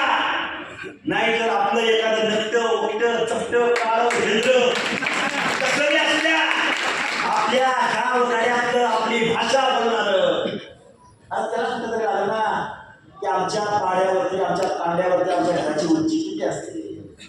पाऊस पडायला लागला की आमचं हाल काय होतं, मीटर चेक करत गेलं की काय होतं, एखाद्या उसाला भरलेल्या 3-4 टनाच्या उसाच्या गाडीचा टायर फुटला की माझ्या माता भगिनीची काय अवस्था होते. हे दुःख या आमदारांना खासदारांना कळणार आहे. कोण आहेत पंडित आणि कोण आहेत पवार, या माणसाला विचारा कधी तर. काय व्हायचं ते होते, आम्ही ज्या हजेरी दिली आहे. आम्ही तुम्हाला सांगतो विषय काय आहे. विषय असा आहे, परत एकदा आमच्या पोत्यावर बसलं, आमच्या वर्गात आलं, आमच्या वाडीत बोकडाची कंदुरी होती आणि कंदुरी घेऊन आमच्या पोत्यावर येऊन जेवायला बसलो. अरे म्हणजे गुलामी सुद्धा किती प्रामाणिकपणाने गुलामी करायची नाही. आपल्या हक्काने अधिकाराची लढाई तुम्हाला मला लढायची. गावगाड्यामधल्या दीनदलिताला, गावगाड्यामधल्या ओबीसींना, गावगाड्यामधल्या मुस्लिम समाजातल्या अल्पसंख्याक लोकांना सुद्धा तुम्हाला मला सांगता आलं पाहिजे, समजावून सांगता आलं पाहिजे. एक व्हिडिओ क्लिप व्हायरल झाली काल परवा गाडीत येत असताना मी ऐकलं, विशाळगडाच्या प्रकरणावरून. आमचे लोकनियुक्त खासदार त्यांना तो विचार म्हणत होता, साहेब तुमचं स्टेटमेंट द्यायला पाहिजे, मतं दिले राव आम्ही तुम्हाला. काय त्या विचाराची काय चूक होती, काय चूक होती त्या माझ्या मुस्लिम बांधवाची. अरे तुम्ही एक स्टेटमेंटची अपेक्षा फक्त करत होता. तो म्हणा तुम्हाला कळला नसते. ही मधुरतेची भाषा, ही ओंकाराची भाषा. काय झालं त्या विशाळगडावर. अरे पाऊस पडतोय, लेकीवाणी ओरडताय, रडताय, खाई मोकळून रडताय आणि काय तुम्हाला खुशाली आहे, शाहू महाराजांच्या वंशीला हे करावं. या महाराष्ट्रामध्ये आपले शाहू आंबेडकरांचा विचार, पुरोगामी विचार, भाईचारा सगळ्यांना बरोबर घेऊन तुम्हाला मला पुढे जायचंय. पर्याय द्यायचा या लोकांना, पर्याय. म्हणून सर 5-10 नाही, या महाराष्ट्रामध्ये गोपीनाथराव मुंडे यांच्या कार्याचा वारसा जपणारे या महाराष्ट्रामधला इतिहास वाचायचं झालं तर काही कादंबऱ्यांची नावं सांगेल मी तुम्हाला. तुम्ही वाचलं पाहिजे, तुम्ही लिहिलं पाहिजे, तुम्ही बोलतं झालं पाहिजे, तुम्ही गावगाड्यात उतरलं पाहिजे. तुमचा हक्क अधिकाराची लढाई तुम्हाला लढावी लागल.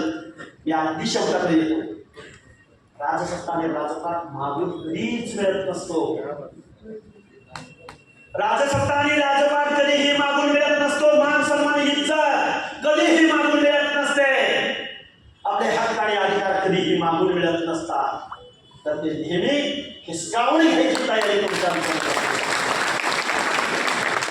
बंडखोर प्रवृत्ती म्हणतोय मी. बंडखोर म्हणजे विधायक करताना परत म्हणतील बंडखोरी व्हायला.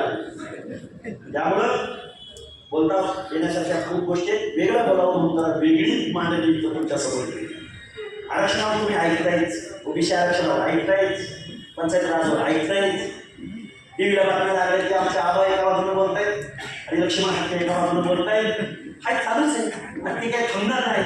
तर माझी तुम्हाला कळकळीची विनंती आहे, गावगाड्यामधल्या दीनदलिताला, गोरगरिबाला, कष्टकऱ्याला, प्रत्येकाच्या माणसामध्ये विश्वास तुम्हाला मला निर्माण करावा लागेल. आणि हा महाराष्ट्र शाहू आंबेडकरांचा महाराष्ट्र आहे. हा छत्रपती शिवरायांच्या रेतेचा महाराष्ट्र आहे. आणि ही आमची 11 पगड रयत आहे. हे महाराष्ट्रातल्या लोकांना समजावून सांगावं लागेल. शरदचंद्रजी पवारांना सांगावं लागेल. उद्धवजी ठाकरे साहेबांना सांगावं लागेल. काँग्रेसच्या नेत्यांना सांगावं लागेल. आणि कधी काळी माधव काय म्हणायचे, मुंडे महाजन काय म्हणायचे, माधव. अरे काय माधवचं नेतृत्व संपवायची तर थोडाच लागली. लवकर सुधारा, वेळेत सुधारा. सगळ्या पक्षांच्या लोकांना आपल्याला समजावून सांगावं लागेल. तेव्हा खूप काही बोलता येण्यासारखं आहे. तुम्ही आमचा आदर सत्कार केला.